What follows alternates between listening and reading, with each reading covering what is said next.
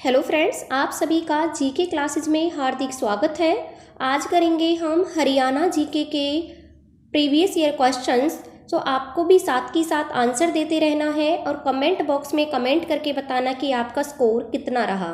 तो चलिए शुरू करते हैं। पहला क्वेश्चन है, निम्नलिखित में से कौन सा हरियाणा शहरी विकास प्राधिकरण का मुख्य कार्य नहीं है?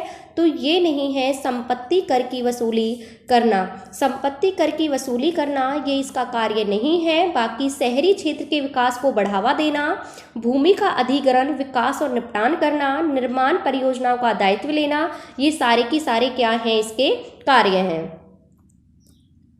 नेक्स्ट है, दादूपुर नलवी नहर सिंचाई परियोजना से हरियाणा में निम्नलिखित में किस क्षेत्र में सिंचाई नहीं होती है? ये नहीं होती है पंचकुला में। बाकी इन सब में इस नहर से सिंचाई की जाती है। पंचकुला में जो सबसे ज़्यादा सिंचाई होती है वो नहरों के द्वारा और नदियों के द्वारा की जाती है। सबसे कम जो जिलों में सिंचित क्षेत्र है वो पंचकुला में ही है। सबसे ज़्यादा जो सिंचाई का क्षेत्र है वो सबसे ज़्यादा है सिरसा में। हरियाणा में गेहूं का जो सबसे ज़्यादा उत्पादन होता है वो हरियाणा के सिरसा जिले में ही होता है। वहीं हम बात करें तो अम्बाला की, तो अम्बाला में एक सिंचाई परियोजना है जिसका नाम है नांगल उत्थान परियोजना। इससे पहले जो अम्बाला था वो केवल जो उसकी कृषि थी वो वर्षा पर आधारित थी। जब से ये परियोजना आई है तब से क्या है कि अम्बाला में इस परियोजना के तहत सिंचाई की जाती है। कौन सी परियोजना है? नांगल उत्थान परियोजना। आपसे पूछा जाए कि नांगल उत्थान परियोजना कहाँ की है, तो ये है अम्बाला की। वहीं यमुनानगर में जो सिंचाई की जाती है वो यमुना नदी के द्वारा और यमुना नहर के द्वारा यमुनानगर में सिंचाई की जाती है। हरियाणा में जो सबसे ज़्यादा गन्ने का उत्पादन होता है वो कहाँ होता है? वो यमुनानगर में ही होता है। जो दादूपुर नलवी नहर है इससे सिंचाई पंचकुला में नहीं होती। बाकी कुरुक्षेत्र, अम्बाला, यमुनानगर, इन सब में इससे सिंचाई होती है। नेक्स्ट है, हरियाणा के निम्नलिखित में से कौन सा जिला अपनी सीमा किसी राज्य या केंद्र शासित प्रदेश के साथ साझा नहीं करता है? ये नहीं करता है चरखी दादरी। चरखी दादरी और रोहतक दो ऐसे जिले हैं जो किसी भी राज्य और केंद्र शासित प्रदेश से अपनी सीमा साझा नहीं करते हैं। हरियाणा है जो अपनी बाउंड्री 5 राज्यों और 2 केंद्र शासित प्रदेशों से क्या करता है? साझा करता है। राज्यों में कौन कौन से हैं? राज्यों में है राजस्थान, पंजाब, उत्तर प्रदेश, उत्तराखंड और हिमाचल प्रदेश, और जबकि यूटी में है दिल्ली और चंडीगढ़। सबसे ज़्यादा जो बाउंड्री लगती है हरियाणा की वो राजस्थान के साथ लगती है 1262 किलोमीटर की। हरियाणा की जो 7 जिले हैं वो अपनी बाउंड्री राजस्थान के साथ शेयर करते हैं, जिनमें आता है फतेहाबाद, सिरसा, हिसार, रेवाड़ी, महेंद्रगढ़, ये भिवानी, ये सब की सब क्या है? राजस्थान से अपनी सीमा साझा करते हैं। वहीं जो यूपी है, उत्तर प्रदेश है, उससे भी हरियाणा के 7 जिले अपनी सीमा साझा करते हैं, जिनमें आता है सोनीपत, पानीपत, फरीदाबाद, मेवात, पलवल, ये क्या है? सभी जिले उत्तर प्रदेश से अपनी सीमा साझा करते हैं। जो सबसे कम सीमा लगती है हरियाणा की वो लगती है उत्तराखंड के साथ। ओनली 11 किलोमीटर की लगती है। किसके साथ? उत्तराखंड के साथ। इसके अलावा अगर हम बात करें तो जींद जिले की, तो जींद जिले की सबसे ज़्यादा सीमा लगती है जिलों के साथ। जो जींद जिला है वो हरियाणा के सबसे ज़्यादा जिलों के साथ अपनी बाउंड्री शेयर करता है। ये हरियाणा के 7 जिलों के साथ अपनी बाउंड्री शेयर करता है। तो ऐसा कौन सा जिला है? ये है चरखी दादरी और रोहतक, जो किसी भी राज्य और केंद्र शासित प्रदेश से अपनी सीमा साझा नहीं करते हैं। नेक्स्ट है, निम्नलिखित में से हरियाणा के किस जिले में कपास का उत्पादन नहीं होता है? तो ये नहीं होता है नुहू में। नुहू में कपास का उत्पादन नहीं होता है। जो नुहू जिला है इसकी घोषणा तो हो गई थी 2 अक्टूबर 2004 को, लेकिन ये बना था 4 अप्रैल 2005 को। 4 अप्रैल 2005 को नुहू जिले की स्थापना हुई थी। जब इसकी घोषणा हुई थी तो इसका नाम रखा था सत्यमेवपुरम। सत्यमेवपुरम इसका नाम रखा था। क्यों रखा था? क्योंकि जब भारत आज़ाद हुआ तो जब हमारे देश का बंटवारा हुआ था तो यहाँ सबसे ज़्यादा संख्या में मुस्लिम थे, तो वो यहाँ से पाकिस्तान की तरफ जाना उन्होंने शुरू कर दिया था। तब यहीं पर महात्मा गांधी गए थे और उनसे रुकने का आह्वान किया था, और यहीं पर जाकर महात्मा गांधी ने सत्यमेव जयते का नारा दिया था। इसीलिए जब इसके अलग जिला बनने की घोषणा हुई तो इसका नाम रखा गया सत्यमेवपुरम, लेकिन बाद में इसका नाम बदलकर मेवात कर दिया 2005 में। 2005 में कांग्रेस ने इसका नाम बदलकर मेवात कर दिया। फिर उसके बाद 2016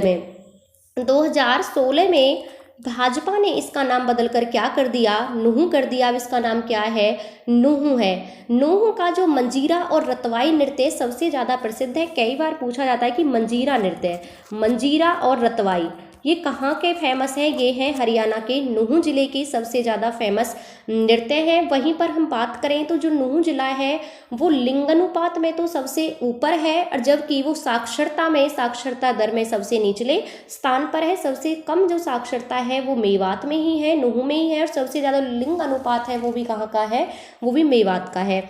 शेख मूसा की मजार है जो, वो भी कहाँ पर है, ये भी मेवात में है। हरियाणा का पहला चल न्यायालय, कई बार पूछा गया है कि हरियाणा का पहला चल न्यायालय कहाँ पर है, ये भी मेवात में है।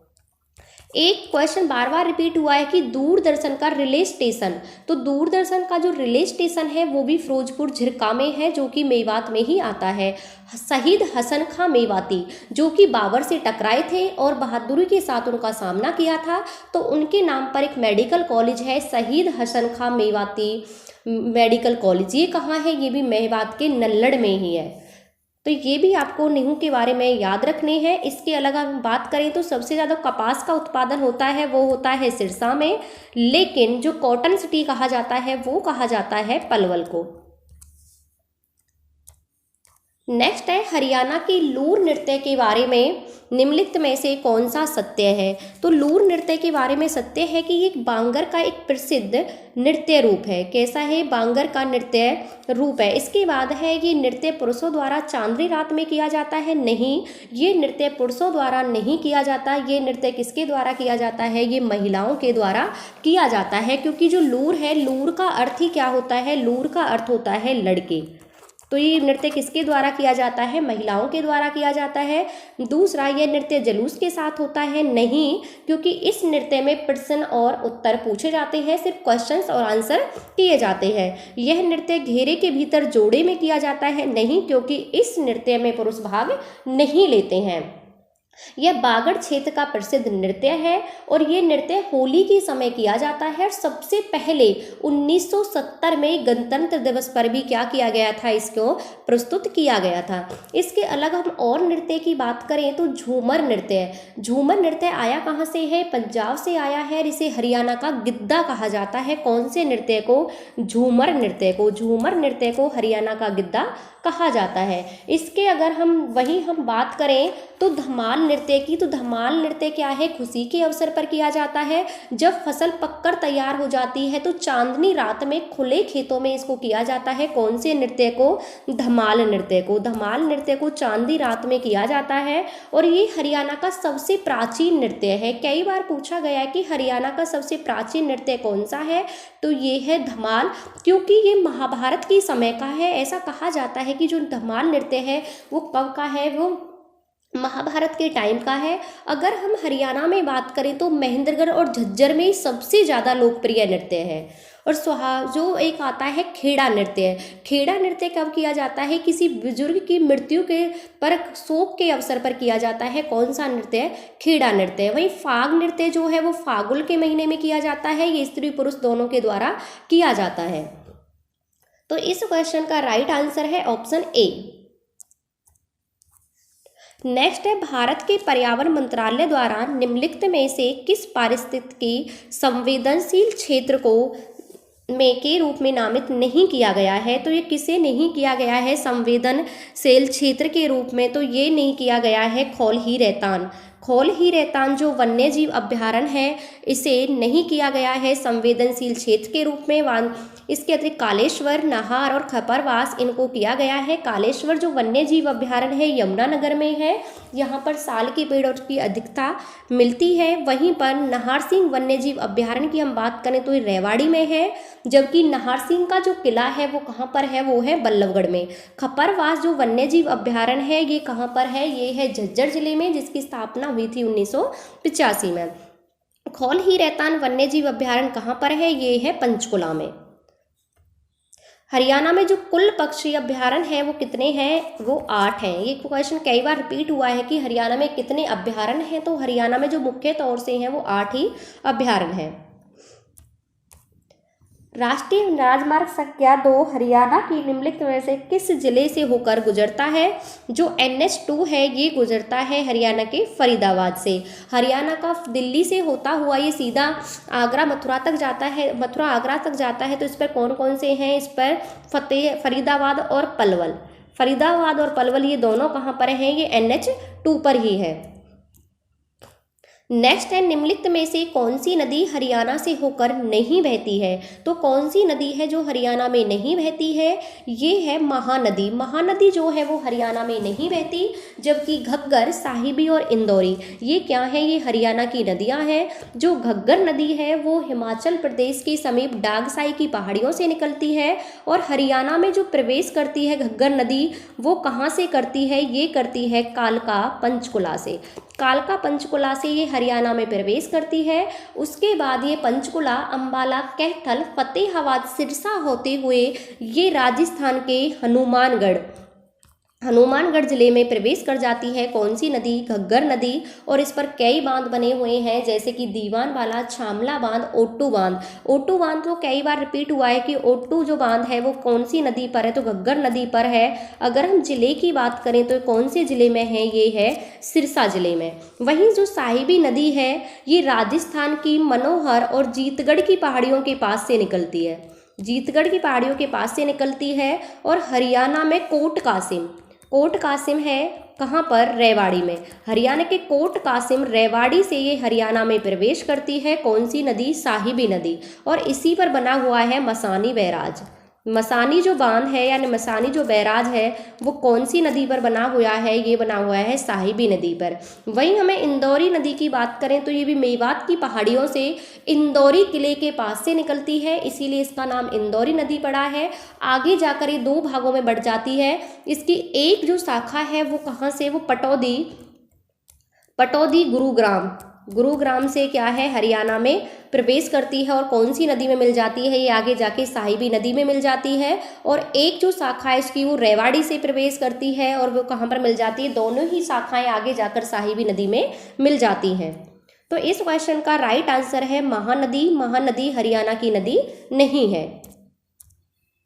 नेक्स्ट है, समुद्रगुप्त काल के सिक्के हरियाणा के किस स्थान पर पाए गए हैं। जो समुद्रगुप्त काल के सिक्के हैं वो हरियाणा के पाए गए हैं मीठाथल, भिवानी मीठाथल में ये पाए गए हैं। वहीं हमें सोनीपत की बात करें तो सोनीपत से पाए गए हैं हर्ष के समय के। जो हर्षवर्धन था, हर्षकालीन जो सिक्के हैं वो कहाँ से मिले हैं, वो मिले हैं हमें सोनीपत से। सुध पड़ता है यमुनानगर में, तो सुध यमुनानगर से हमें सबसे पहले संगीत के जो साक्ष्य मिले थे वो कहाँ से मिले थे, सुध यमुनानगर से ही मिले थे। नेक्स्ट है, हरियाणा के निम्नलिखित में से कौन सा जिला अपनी सीमा सिर्फ केंद्र शासित प्रदेश के साथ साझा करता है। तो कौन सा ऐसा जिला है जो कि अपनी सीमा सिर्फ केंद्र शासित प्रदेश के साथ साझा करता है, तो ये है झज्जर जिला। झज्जर और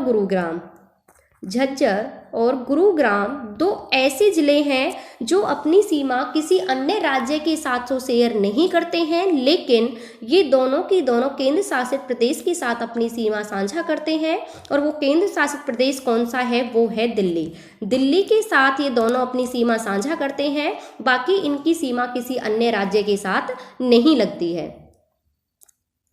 नेक्स्ट है, हरियाणा का कौन सा शहर वैज्ञानिक उपकरणों का सबसे बड़ा उत्पादक है और इसे हरियाणा का विज्ञान नगर कहा जाता है। तो ये कौन सा है, ये है आपका अंबाला, क्योंकि अंबाला क्या है, अम्बाला विज्ञान नगरी के नाम से हम इसे जानते हैं। इसे मिक्सी सिटी, वैज्ञानिक सिटी, इलेक्ट्रॉनिक सिटी कहा जाता है। कौन किसको? अम्बाला को, क्योंकि अम्बाला में भारत के जो वैज्ञानिक उपकरण है उसका 35% जो है उसका उत्पादन कहाँ होता है? अम्बाला में ही किया जाता है, इसलिए इसे विज्ञान नगरी के नाम से जानते हैं। अम्बाला शहर की उत्पत्ति के बारे में कई मान्यता है।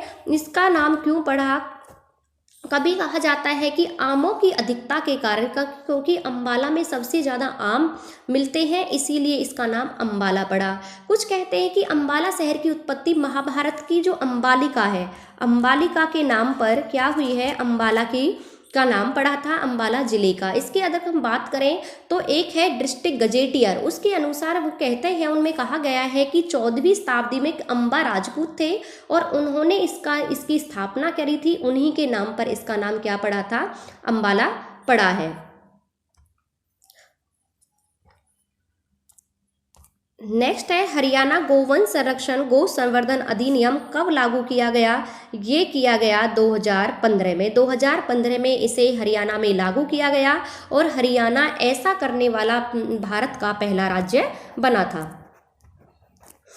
लाला लाजपत राय की सामाजिक और राजनीतिक गतिविधियों का केंद्र कौन सा था? तो ये था हिसार। हिसार जो है वो क्या है? वो लाला लाजपत राय की गतिविधियों का क्या था? केंद्र था। लाला लाजपत राय हिसार में ही सबसे पहले कांग्रेस की शाखा लेकर आए थे। कब लेकर आए थे? 1887 में। 1887 में सबसे पहले जो कांग्रेस की शाखा लेकर आए थे वो लाए थे लाला लाजपत राय हिसार में। इसके बाद 1888 में जो कांग्रेस का अधिवेशन हुआ था इलाहाबाद में, उसमें भी हरियाणा से लाला लाजपत राय ने ही वहाँ पर पार्टिसिपेट किया था। इसके बाद 1886 में हिसार में आर्य समाज की शाखा लेकर आए थे कौन? लाला लाजपत राय।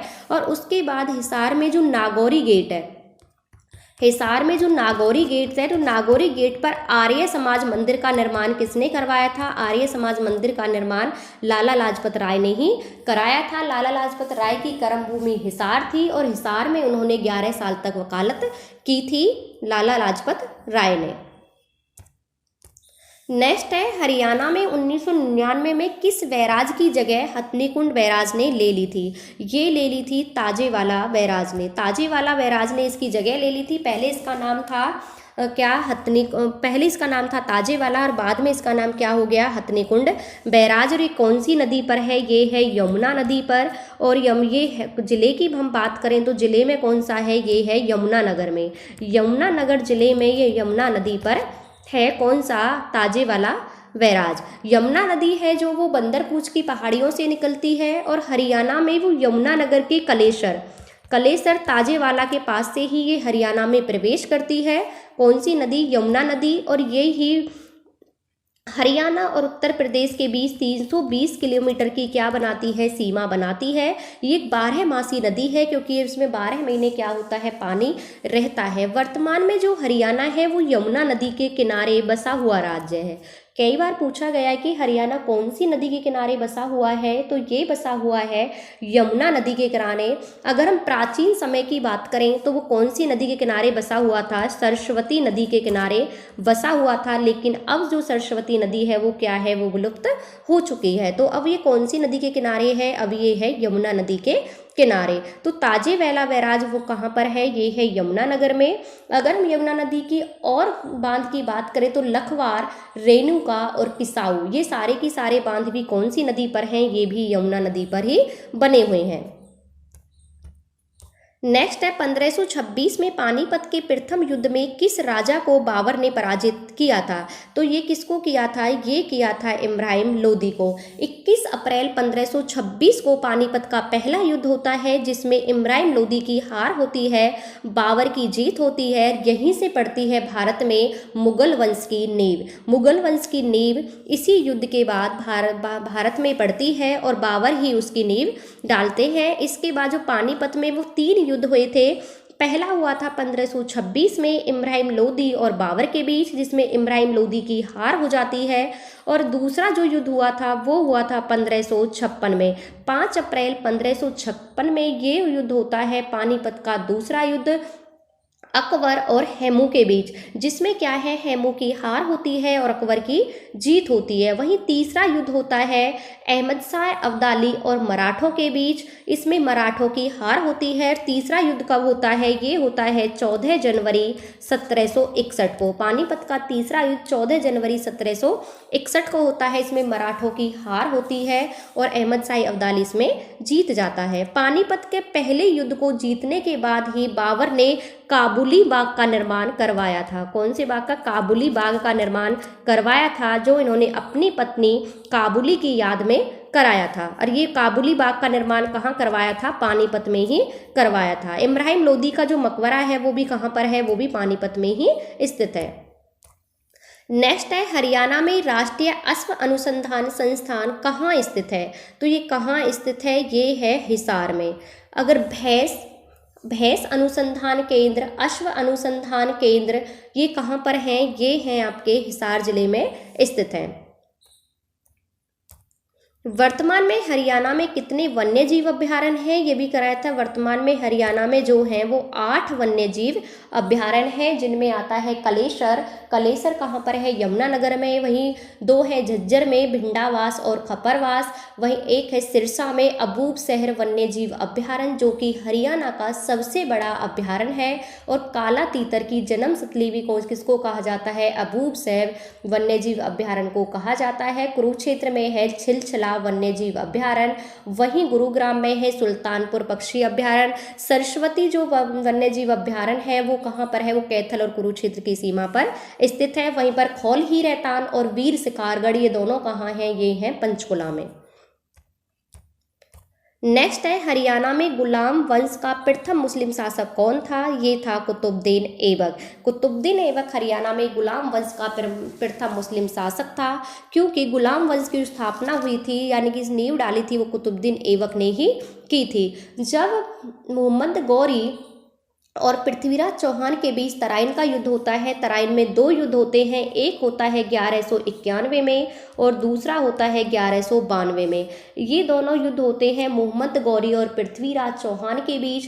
पहले युद्ध में पृथ्वीराज चौहान की जीत होती है और दूसरे युद्ध में पृथ्वीराज चौहान की हार होती है। यहीं से जो है कि वो मुस्लिमों का जो भारत पर शासन करने का जो सपना था वो खुल जाता है। और इसके बाद 1206 में क्या होता है कि जो मोहम्मद गौरी होता है वो अपनी शासन की बागडोर अपने गुलाम कुतुबुद्दीन ऐबक को सौंपकर गजनी के लिए निकल जाता है और रास्ते में क्या हो जाती है, उसकी मृत्यु हो जाती है। इसके बाद जो दिल्ली की जनता होती है वो कुतुबुद्दीन ऐबक को ही क्या बना देती है, वहाँ का शासक बना देती है, गद्दी पर बिठा देती है। कुतुबुद्दीन ऐबक एक गुलाम था, इसीलिए इस वंश को कहा गया गुलाम वंश। इस वंश में जितने भी आगे शासक आएंगे, कुतुबुद्दीन ऐबक के बाद इल्तुतमिश और इल्तुतमिश के बाद बलबन, ये सब की सब क्या थे, ये गुलाम थे। जो इल्तुतमिश था वो कुतुबुद्दीन ऐबक का गुलाम और दामाद था, तो इसीलिए इस वंश को कहा गया गुलाम वंश। तो सबसे प्रथम जो शासक था वो कौन था, कुतुबुद्दीन ऐबक।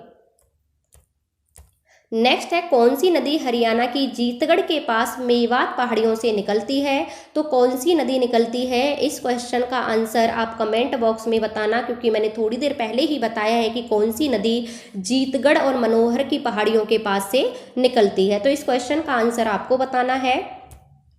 नेक्स्ट है, नवाब अहमद अली गुलाम खां ने हरियाणा की किस रियासत से 1857 के विद्रोह का नेतृत्व किया था।